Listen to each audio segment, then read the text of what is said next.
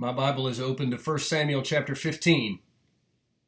In 1 Samuel, Saul becomes the first king of Israel. And Saul starts off really good. He has some victories. God is with him. Things are going well.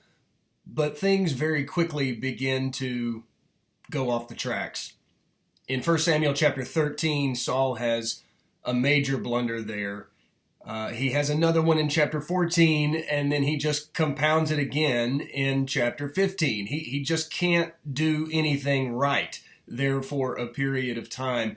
And as Saul is making these poor choices, he begins to lose his place in the kingdom. In fact, 2 times God tells him that he is going to remove the kingdom from Saul. I've had the privilege of teaching our junior high class this quarter, and we're studying right now about the United Kingdom of Israel. We've just finished studying about Saul, and now we're moving into the period of David's life and his ascension to the throne. And one of the things that I've been trying to teach to my teenagers in that class is this very simple point that is illustrated well by Saul's life. It is always possible for us to do the right thing. That's such a simple idea, but it's so profound at the same time. It's a powerful thought to know that no matter the circumstance, no matter the situation that I find myself in, it is always possible for me to choose to do right. Now, that doesn't mean that I will always choose right, of course, but I can make the choice to do right.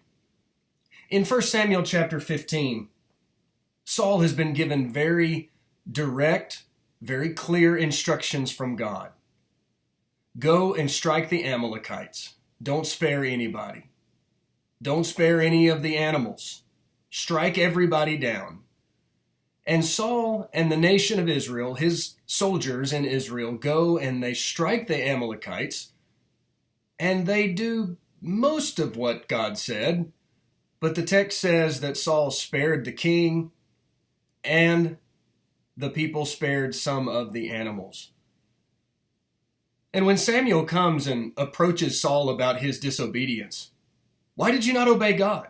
Saul says, I did. I did exactly what the Lord asked me to do. And when Samuel confronts him about that, and he says, well, then what's this bleating of sheep that I hear? Why am I hearing these animals? Why is King Agag right over there? Why didn't you do what God said? And Saul doubles down and he says, no, I did. I did obey the voice of the Lord. But in 1 Samuel 15 and verse 21, notice what Saul does. He says, but the people took some of the spoil, sheep and oxen, the choicest of the things devoted to destruction, to sacrifice to the Lord your God at Gilgal. Notice a couple of things that Saul does here. First of all, he shifts the blame off of himself and he puts it onto the people. Well, this was their idea. They decided to keep some of the spoil. Don't put this on me, Samuel. They did this. But then he says, but our intentions were really good. We kept back these animals so that we could sacrifice them to God. You see, our intentions were good. Never mind the fact that Saul has disobeyed the explicit instructions of God, his intentions were good. But what we have to remember, and what Saul forgot in this instance, is that it is always possible for us to do the right thing. Just something to think about.